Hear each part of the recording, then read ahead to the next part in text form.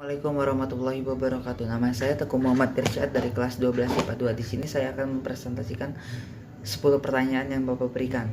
Yang pertama yaitu, cobalah kalian cari dari internet kelebihan dan kekurangan protein hewani dibandingkan dengan protein nabati. Ya, protein hewani kelebihannya itu asam amino esensial tidak dapat diproduksi oleh tubuh sehingga manusia harus diperoleh dari konsumsi makanan yang mengandung protein. Protein hewani merupakan sumber protein lengkap karena mengandung 9 asam amino esensial yang penting bagi tubuh. Lalu yang kedua, selain memiliki asam amino esensial yang lengkap, protein hewani juga memiliki kandungan vitamin B12 yang tidak ditemui dalam protein nabati. Vitamin B12 ini sangat berguna dalam pembentukan sel darah merah, memperlancar sistem metabolisme tubuh, dan menjaga sistem saraf agar tetap sehat.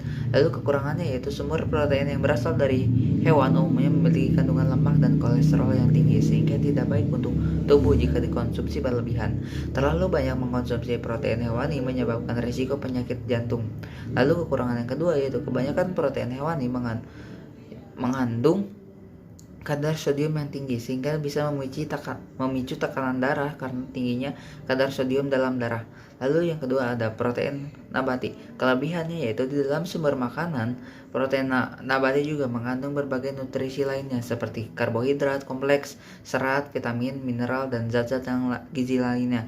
Sehingga dengan mengkonsumsi protein nabati juga sekaligus membantu tubuh dalam memenuhi kebutuhan nutrisi harian yang diperlukan.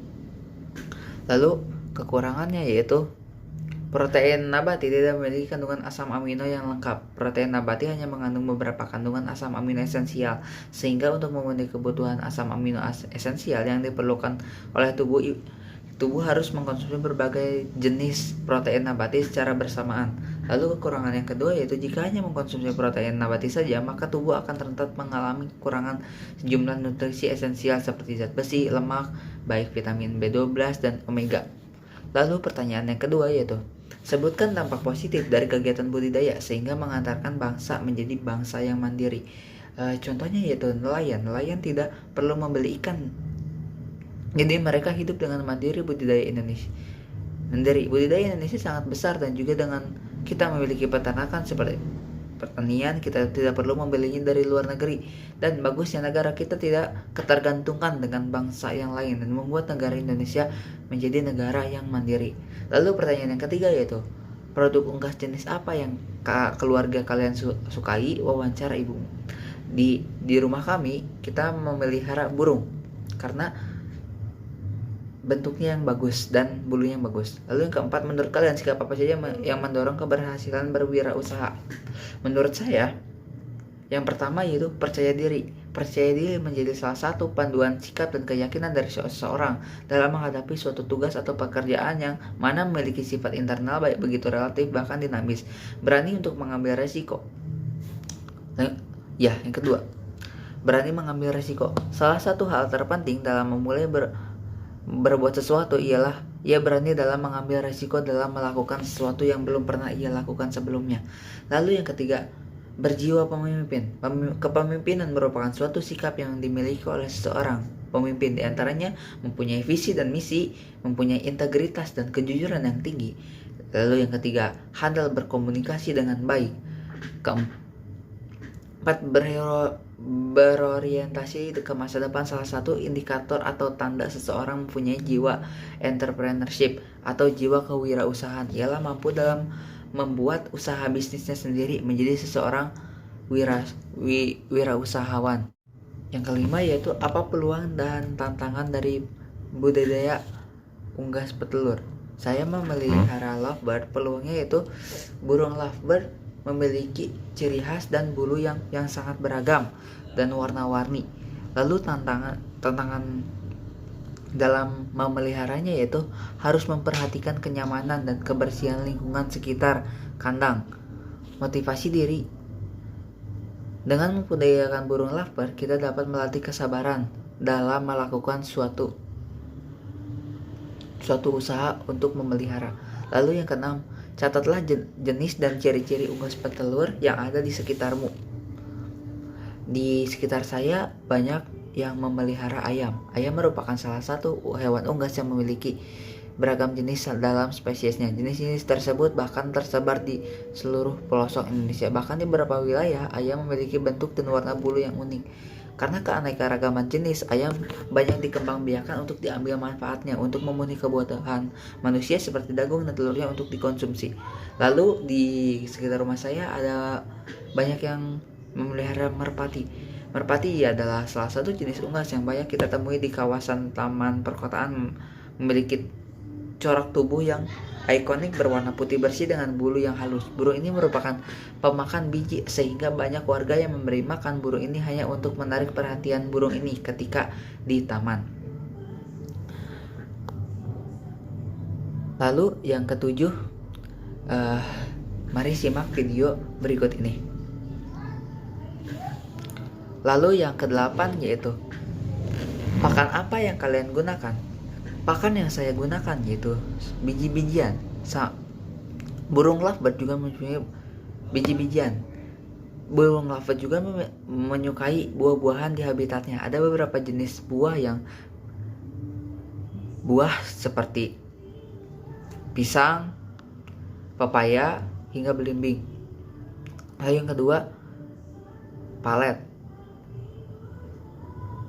dan sebagainya.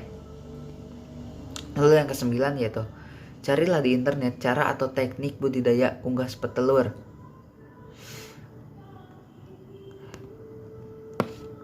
Lalu kegiatan yang meliputi teknik dan budidaya unggas petelur ini, yang pertama yaitu penyediaan kandang. Kandang yang dibuat dari bahan-bahan sederhana, dari bahan-bahan sederhana yang penting dapat mencegah ternak kabur dan dapat berlindung dari hujan deras dan panas. Selain itu, kandang juga harus bersih. Lalu yang kedua ada penyediaan bibit. Bibit dapat dibeli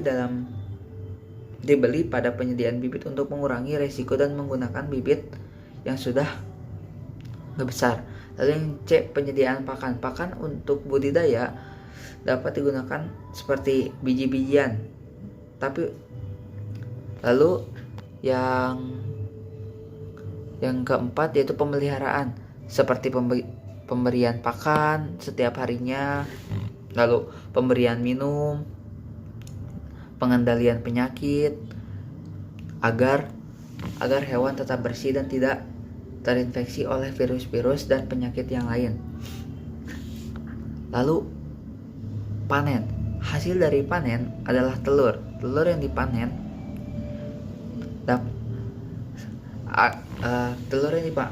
dipanen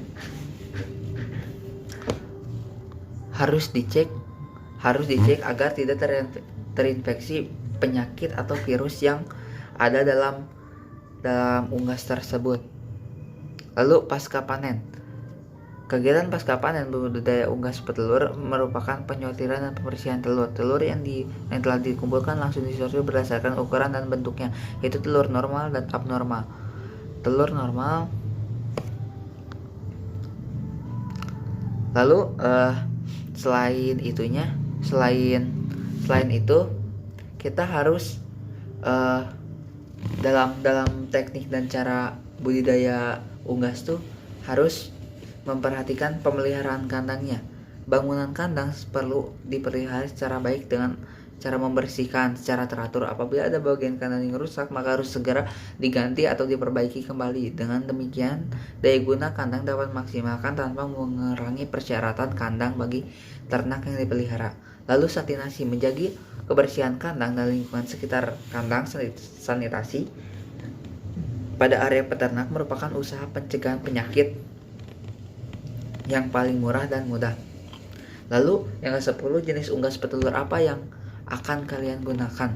Di sini saya ingin sekali membudidayakan ayam atau bebek, karena ayam dan bebek merupakan bisa dijadikan makanan pokok